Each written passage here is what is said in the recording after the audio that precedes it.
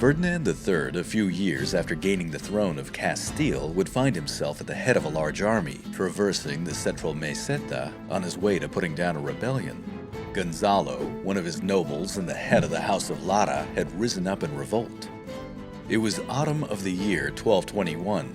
The king, leading his column, made an impressive sight, someone who Simon Doubleday in his book The Wise King would refer to as a, quote, devastatingly effective military leader, the paragon of Christian warrior values, end quote. Beside him rode his wife, the Queen Beatrix, an illustrious woman who descended from Frederick Barbarossa, the Holy Roman Emperor.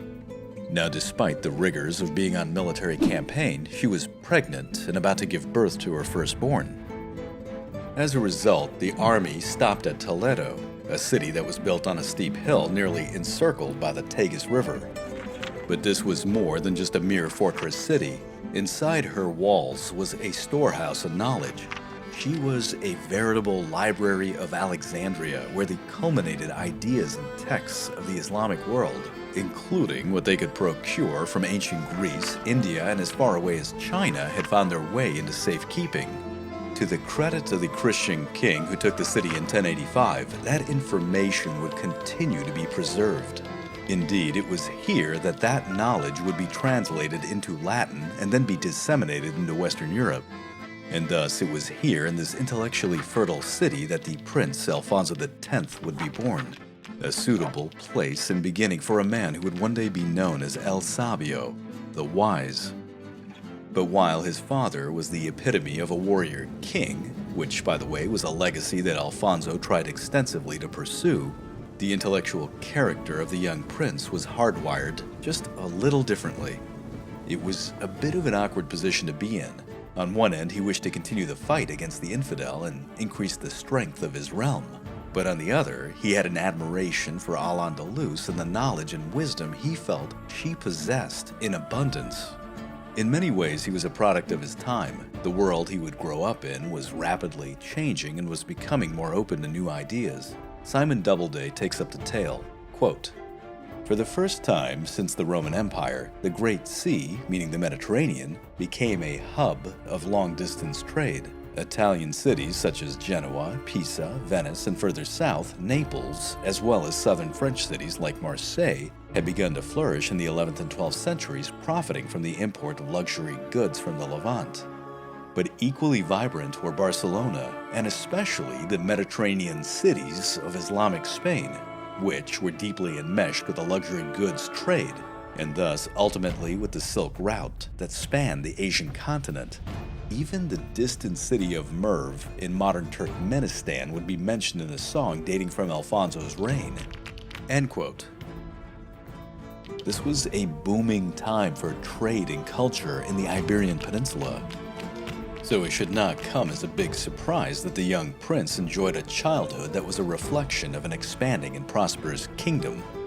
In fact, by the time he reached the age of 9, Castile and Leon would be united. He was therefore given all the privileges that came with this position, including a world-class education. The young prince would grow to become a voracious reader, and in time would become fluent in Portuguese, Catalan, Hebrew, and Arabic, in addition to his own native Castilian. Ironically enough, his closest childhood friend was a boy from the House of Lara, Nuno Gonzalez, who just happened to be the son of Gonzalo, the very man who had led the rebellion against his father, Ferdinand III. But as he grew up, his education was not going to be limited to just what he could get out of a book. When he was able to ride, he joined his father on campaign, and there he learned the art of war from the best. He watched and learned how to command men in the field, how to understand logistics, and how to lay siege to a city. One of his greatest lessons came in the year 1236 when he personally witnessed the fall of Córdoba. And then, in 1243, he was given his first true test at command. He was given the title Alferez, or Standard Bearer, and was dispatched with a contingent of the Castilian army to negotiate the surrender of Murcia, which he dutifully accomplished and returned to the proud gaze of a father who felt that his son was becoming a king in his own right. But in 1248, as his father's health began to decline, the young lion was given even more responsibility. He was assigned to personally assist in the greatest siege his father had ever undertaken. Seville was no ordinary city.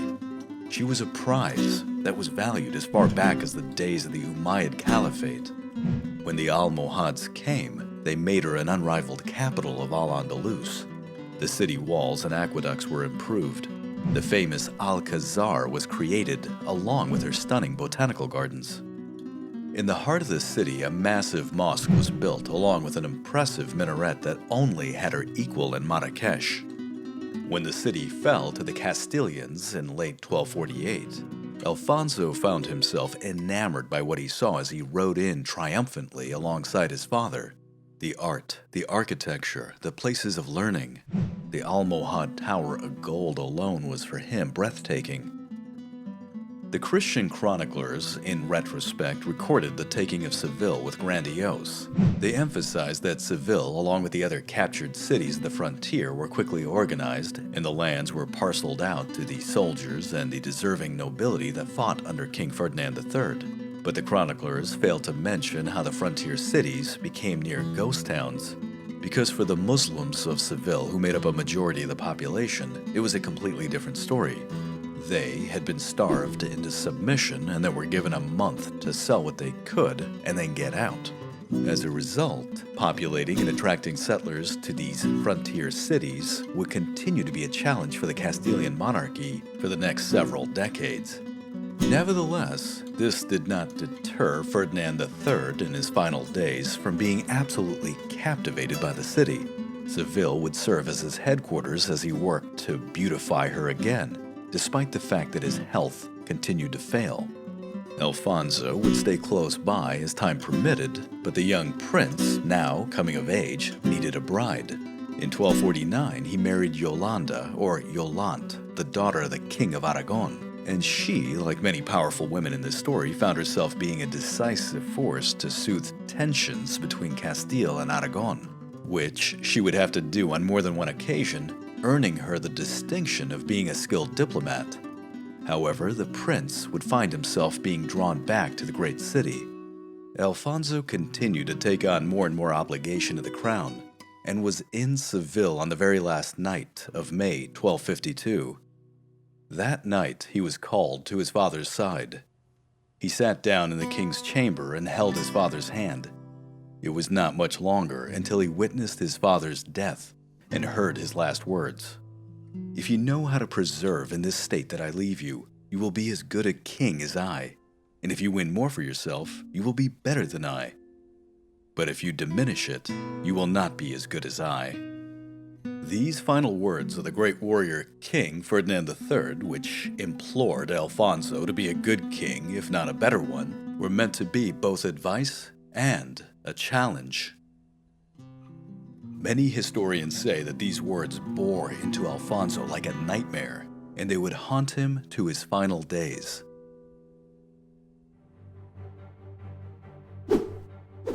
But these very same words also instilled in the new king a sense of urgency, and this would show in the early days of his reign. The year after he became king, 1253, he fought a successful campaign with Portugal, taking the Algarve. This land would be returned about a decade later, but only after Alfonso had arranged the marriage of his eldest daughter to the King of Portugal. Castile had risen at this point to being in the first-class status. That is, she gained the role of being the major Christian power in the Iberian Peninsula. And being the big kid on the block meant that others would come to you for recognition and diplomatic ties. That is what comes with being in the top tier. Readily coming to mind was Henry III of England, who would seek Alfonso's support in laying claim to parts of Navarre and pursuing a war against Louis IX of France. Alfonso agreed to help him out and began to harass Navarre. And as far as Louis IX, our young sovereign would eventually re-establish good diplomatic ties with him, as we shall see. By 1255, the wise king was further delighted as the first male heir to Castile was born. His name was Ferdinand de la Cerda. a boy that would be loved intensely by his father and was groomed almost from the start to be the next king. Now, with his lands secured and his neighbors either subdued, paying him tribute, or allied via marriage, Alphonso began to set his sights on something greater. Of course, the words of his father to be a better king were still ringing in his ears. The year after his son was born, William II of Holland died. This man happened to be the Holy Roman Emperor, and that would be a title that would become Alfonso's obsession.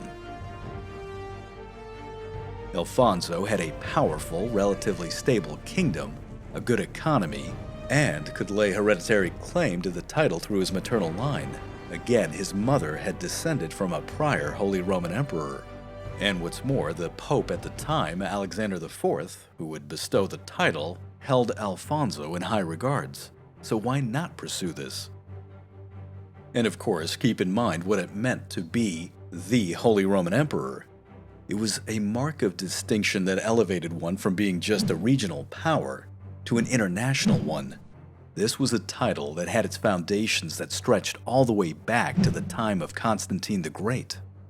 The major problem was that it required a tremendous amount of money and a dedicated focus.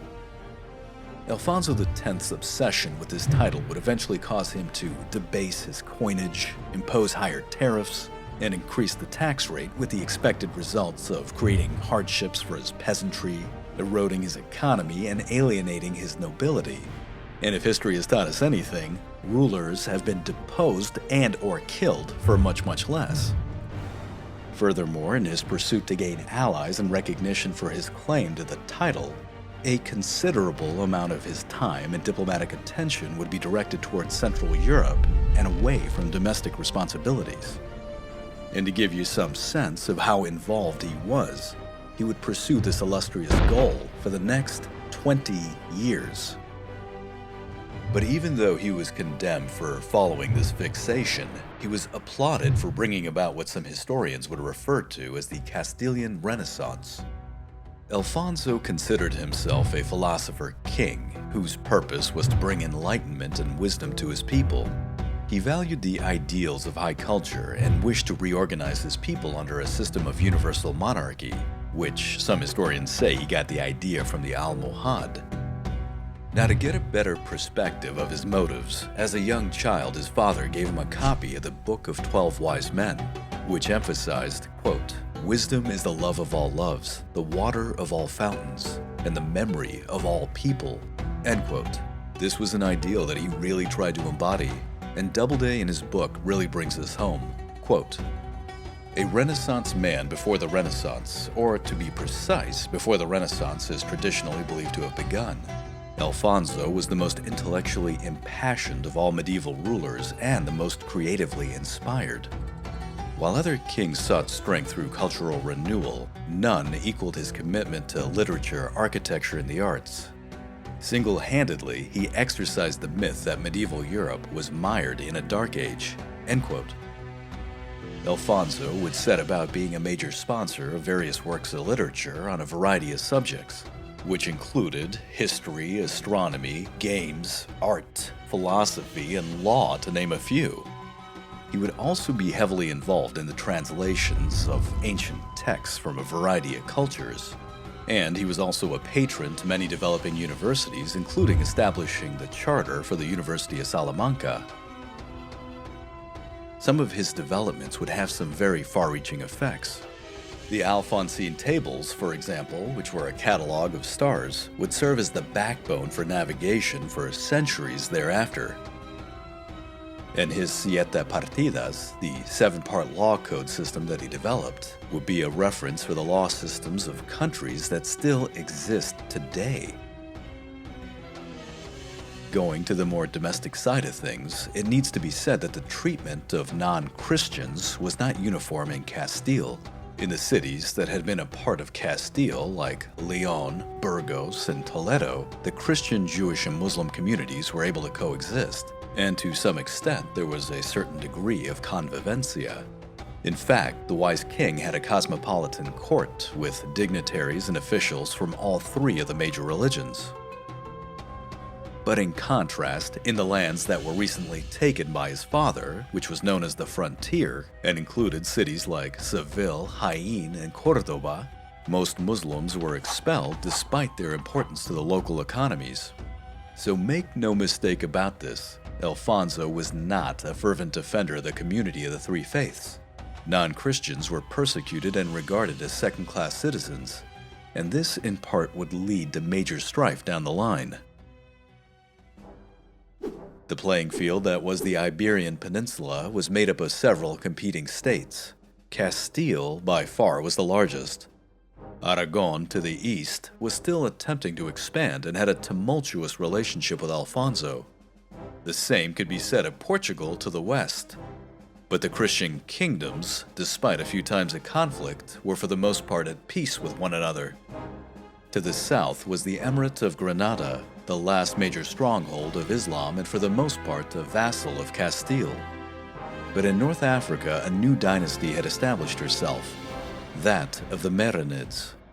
The Marinids were a nomadic Berber tribe of the Zenata line that were displaced from their homeland in present-day Algeria. They migrated and found a place within the Almohad Empire. As they were powerful warriors, they would be quickly integrated into the Almohad armies and fought in a host of major battles. But as the Almohad Empire began to fall in the early 1240s, they rose up, took numerous cities, and then captured Marrakesh in 1269. Once established, they were a force to be reckoned with. In fact, when the Christian kingdoms of Iberia invaded North Africa, once in 1260 and again in 1267, it was the Marinids that were instrumental in defeating them. They would be the wild card that, like their predecessors, would intervene in Spain at critical moments, and as a result would offset the political game. And just for the record, they're going to be covered in much more detail in the next episode. This was the political world that Alfonso X had inherited, and he was determined to make his mark. The ancient province of Mauritania was an obsession for the warrior kings of the Reconquista. To them, North Africa was just a part of the inheritance that was claimed by the Visigoth. By the early 1260s, Alfonso had devised an invasion in North Africa. He demanded that his vassal, Granada, comply by sending troops, just like they did for his father during the siege of Seville. But he also added to that demand that Granada essentially hand over the port cities of Tarifa and Algeciras, which would make strategic sense as he would need launch points for that invasion. But the relationship between Castile and Granada were strained at best. Ibn al-Amar, the first emir of Granada, now known as Muhammad I, just flat out refused. Of course, he didn't just come out and say no. The man was, after all, a diplomatic fox, and so he came up with all sorts of different reasons why he couldn't turn over the ports. And meanwhile, he was using these very same facilities to bring in Marinid warriors from the Maghreb to strengthen his position. Of course, a plan like this doesn't go for long without being discovered. And so, in 1264, Alfonso invited the emir to quote-unquote renew their treaty in the city of Seville. But on the night that the emir arrived, Alfonso's men began to build a barricade around his residence. Essentially, they were trying to capture the emir, if not kill him. Muhammad barely escaped the trap and was chased all the way back to his emirate. At which point, what could he really do? He had to declare war on Castile. The Kingdom of Castile responded by mobilizing for the attack, but the mountainous terrain of Granada would not be an easy task. Muhammad I used this time to his benefit. Like I said, the man was an excellent politician and he knew how to play the game. And of course, there's that Machiavellian line that says, never do your opponent a slight injustice. If you're going to be taking on an opponent, especially one that's larger than you, well, you either go big or you go home. Muhammad's response was to launch a major counteroffensive against Castile. Now, he used a combination of both his own troops, along with the ones that he brought in from North Africa, and then he incited a major rebellion, and not just within a single city, but within the entire frontier zone. The remaining Muslims that remained in the frontier lived under Christian rule. They were harshly treated second-class citizens that were quick to rise up. They were known as the Mudéjars. Of course, they were backed up by Granada, which, in turn, they were backed up by the Marinids. The Mudéjar rebellion that erupted destabilized the entire kingdom of Castile. Murcia, which was Alfonso's first conquest, was overthrown, and shortly thereafter, a dozen other cities were also taken. Now, this included the city of Jerez. Islamic forces arrived in August of 1264 and began to lay siege. The garrison there was led by Nuño González de Lara, who, if you recall, was Alfonso's closest childhood friend. In face of a massive force, he desperately called for help, but the relieving Castilian forces that arrived were simply not enough, and later that month, the city was taken and the garrison barely escaped. As can be imagined, Nuño González was enraged that his friend and liege only sent a scant force to come to his rescue. And his hatred only deepened when Alfonso sharply rebuked him, on the verge of calling him a coward and a traitor. The rebellion would intensify over the next 2 years. Castile was able to hold its ground and then push back. Aragon, who feared that the rebellion would spread, eventually got involved as well. They managed to retake Murcia in 1266 and then dutifully handed it back to Castile. But seeing this loss, Muhammad I of Granada called in more reinforcements from North Africa, and the Marinids were only too happy to comply. It became an escalating mess, but wait, it gets better. Alfonso, who was frustrated with his lack of success, made contact with one of the more noble houses of the Emirate of Granada. He was able to establish ties with a tribe that was known as the Banu Ashquilala. And with impressive negotiating skills, he made them rise up in rebellion within Granada. The effect of having multiple rebellions happening simultaneously pushed the limits of what these kingdoms could take. Finally, both sides had had enough, and Muhammad I called for peace and once again became a vassal of Castile. I guess it would be fair to say that instead of using Machiavelli this time, instead, Muhammad I used the Ferengi rule of acquisition number 76, which states, "Every once in a while, declare peace. It confuses the hell out of your enemies." However, for the preeminent sovereign of Iberia, which was Alfonso, well, he had lost credibility with his nobility, had destabilized his economy, and had engendered hatred within some of his closest friends. But it would be the Mudéjars that would bear the brunt of his anger. Oppression increased, executions began, and many were simply expelled from his lands. Ironically enough, many of these same expelled Muslims would go on to reinforce the population and ranks of Granada. The peace that ensued was, well, it was volatile at best, and the wise king found himself pursuing his prior ambition of trying to become the Holy Roman Emperor. But the political environment had changed. In 1268, Pope Clement IV died to be replaced by Gregory X, who happened to be a pope that was hostile towards Alfonso. And so our Castilian king had to dedicate once again a considerable amount of his efforts and his treasury to pursue the goal of becoming the Holy Roman Emperor. And with a hostile pope, that meant even more time and money than before, which meant more taxes. And if history tells us anything, that doesn't always go over well. Now, he did manage to get one true respite from the intense political game. This came when it was time to attend the wedding of his eldest son, Ferdinand de la Cerda. As I mentioned before, Alfonso and Louis IX of France didn't always see eye to eye, but the two were able to reconcile some of their differences long enough to arrange their children to be married. In November of 1268, Ferdinand de la Cerda was married to Blanche, the daughter of the French king. The celebration was magnificent, the A-list of nobility showed up, and the decorations were definitely above average. The sense of happiness must have been overflowing for Alfonso to see his eldest and most beloved son enter into a new chapter of his life. To pass this milestone together as a family. It was a joyful time for the father to see his son get married. His delight could only have been intensified as a grandson was soon on his way. But even as the festivities continued, forces were aligning against the wise king.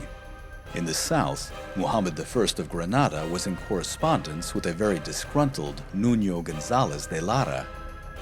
Nuño still bore a deep grudge against Alfonso and had rallied some of the other noble houses to his side. This included the powerful noble house of Haro, and to add insult to injury, Alfonso's own brother Felipe was recruited. The storm broke in 1271 when these noble houses began to politically challenge the king. Their list of grievances included unlawful taxes, a poor distribution of land, and, of course, the bruised ego of Nuño González, who led the pack. This was going to be a very tumultuous time for Alfonso as his kingdom inched ever closer to the precipice of civil war. And then, that line was crossed.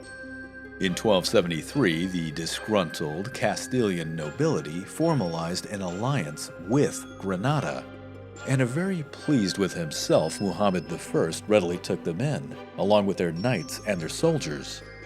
Thus, the emir was able to create quite a substantial force, along with even more mercenaries that he had brought in from the Marinids from North Africa. Muhammad I, it would seem, had turned the tables of the diplomatic game, and Alfonso, understandably so, was enraged that his own childhood friend, Nuño González, had taken the lead in this treachery. His response to him was quite clear, quote, "You know that the king of Granada and his Moors are enemies of God, of the faith, of the king, and of all the hidalgos of Castile and Leon. There is no one that does not have a dead relative. And you wish to do the king disservice precisely with the man who has lied and broken the pacts and agreements he had with him. So, you will see what is coming to you from this." End quote. But when Alfonso finally had a chance to simmer down and collect his thoughts in that Socratic method of self-retrospection, he calculated wisely that fighting the Moor along with his own nobles might not be the best answer. In June of 1273, with his health beginning to fail, he sent his wife, Yolande. If you recall, she was just an incredible diplomat, and along with her, he sent his son, Ferdinand, to begin negotiations. Now, Yolande, on one end, had intervened many times between the interests of her husband, the King of Castile, and her father, the King of Aragon, and thus was quite skilled with the art of negotiation. But Ferdinand, on the other hand, was quite naive. In the first round of negotiations, the young prince basically acquiesced to all of the nobles' demands, and then returned to his father, who was quite displeased. You know, be that as it may, there is a great saying by a 16th century humanist by the name of Erasmus, who once recounted, quote, "Is there anything more precious than a son, into whom we would pour not only all of our riches, but also, if it were possible, our very life?" End quote. Alfonso lived by these words, and during a break in the negotiations, firmly coached his son on diplomacy. The wise king knew that his son was both intelligent and would also one day be king. He just needed a little experience and perhaps a swift kick to the rear from time to time. The two men, along with his wife Yolande, got together and had an intense period of training, and then Ferdinand returned to the negotiating table. The time that he spent with his son really paid off. The young prince, Ferdinand de la Cerda, now pulled off an amazing feat of diplomacy. Alfonso, on his part, would revise the tax laws and parcel out his land better. His nobility, in turn, would agree to return to Castile, and Granada would become a vassal again and continue to pay a large annual tribute. And to top it all off, Muhammad I was even knighted. This was going to be one of those win-win-win scenarios. Not bad for the young prince. And just to be complete, Nuño González de Lara was brought back into the Castilian fold as well, but with a suspicious eye. He was, after all, a close childhood friend, but he would have to work hard to regain that trust. For the time being, however, Castile was at peace once again. Alfonso was overjoyed with his son's success. The prince, after all, had orchestrated a path away from civil war.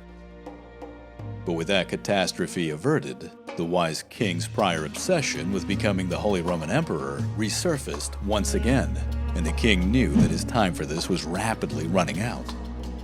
He quickly convened a meeting with his nobility called a Cortes. This was kind of like a precursor parliamentary body. In July of 1274, he announced to his nobles that he'd be traveling to meet the Pope in order to plead his case for the title of the Holy Roman Emperor.